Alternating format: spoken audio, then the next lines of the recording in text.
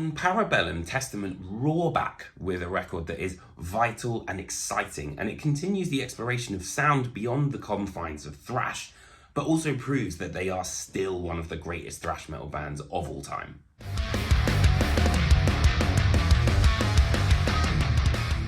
What's up guys, welcome back and hello if you are new. So after releasing the absolutely colossal Titans of Creation back in 2020, and really that was a record that helped me through that pandemic. I absolutely love that album. Testament are back with their 14th studio album under the name of Para Bellum.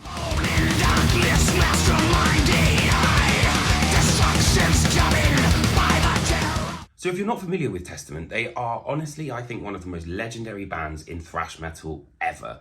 They are formed of Chuck Billy, who is an absolute gargantuan singer. He has so much power behind his vocals, but I love his delivery.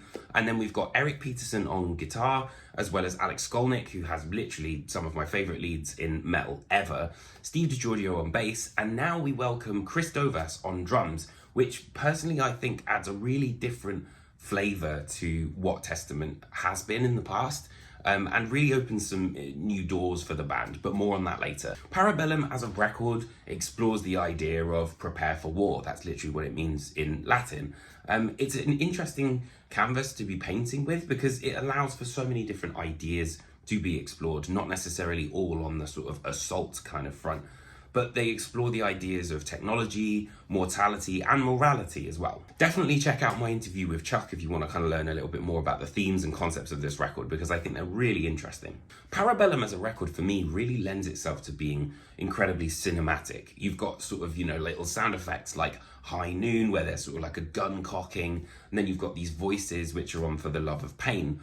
High noon, death soon.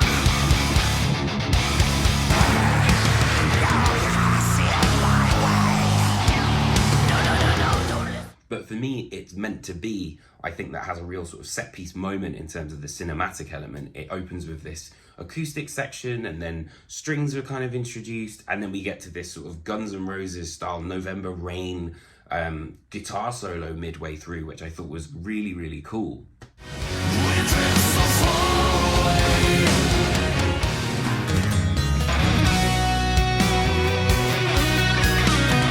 But what I think is great about this song is it really does feel like it could have been written in 1986, and it has that sort of like crackle of the air about it, which is really cool. And then the final track, Para Bellum, again, is very cinematic, nice sort of way to bookend the record.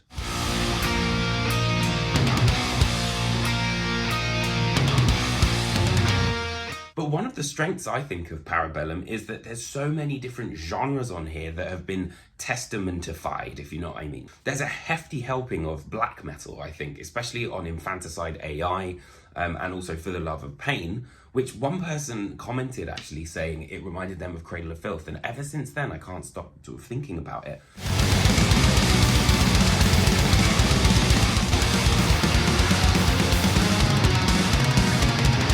But then you've got tracks like The Nature of the Beast, which kind of channels a bit more of a new wave of British heavy metal about it, Motorhead, that kind of vibe.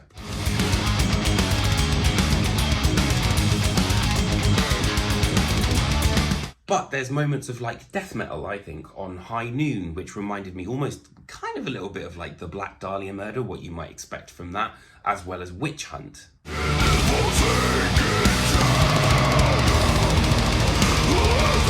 But of course, it's Testament. There are straight up thrash bangers on this. Shadow People, I think, takes care of that with that sort of mid-pace sort of chugging. But I think Room 117, is probably my favorite track on the record. I love the way the lyrics work. It's a masterclass in the terms of dynamics. And I also really, really enjoyed Havana Syndrome as well.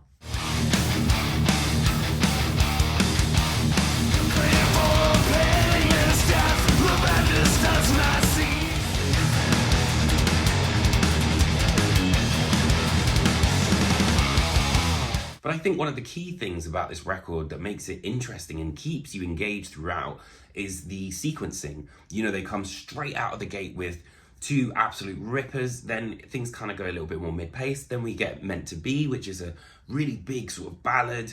and each kind of time there's a bit of an ebb and flow and a push and pull of dynamics. And it has to be said that Chris's performance on this record is brilliant. You know, there's so many little drum flurries and little dynamics that really, I think, push the songs forward and really do help inject that sort of sense of youth, I think, into the band. Considering they've been going for so long, this sounds really fresh and modern, which I think is no mean feat. And I mean, it would be a crying shame if I didn't mention the lead work on here. You know, Alex Skolnick, I think, is one of my favourite guitarists, period, in, you know, like heavy metal. Like, there are so many moments on here where Skolnick just absolutely shines. And I love the fact that he always sort of, you know, similar to a Marty Friedman or a David Davidson, like, just turns the song on its head in terms of the melody. And I think that really is like a hallmark of a really great guitarist. And the fact you can never really predict where they're going to go. It's also in the lyrics, I think, that Testament continue to shine, you know, whether it's the larger conversations on Meant to Be or the individual sort of vignette stories on Room 117, Havana Syndrome. You know, I love the way that the lyrics are put together. Even Infanticide AI, I think, is really great. And another thing I really enjoy is the fact that the record almost has kind of like an anthology vibe to it. You know, there's these little pieces that you can kind of go in and pick on. And that also means that I think each song is kind of isolated in its own thing, so you can kind of dip in and out of the record a little bit more. On Para Bellum, Testament roar back with a record that is vital and exciting, and it continues the exploration of sound beyond the confines of thrash, but also proves that they are still one of the greatest thrash metal bands of all time. So I hope you guys enjoyed this album review. Let me know what you think in the comments underneath me, especially now that it's out. I love hearing what you guys think versus what I think. And if you did enjoy this, it'd be great if you could hit that like and subscribe button and share with your friends. Otherwise, I will see you guys very, very soon for more album reviews, interviews, and all that good stuff. Take care, my friends.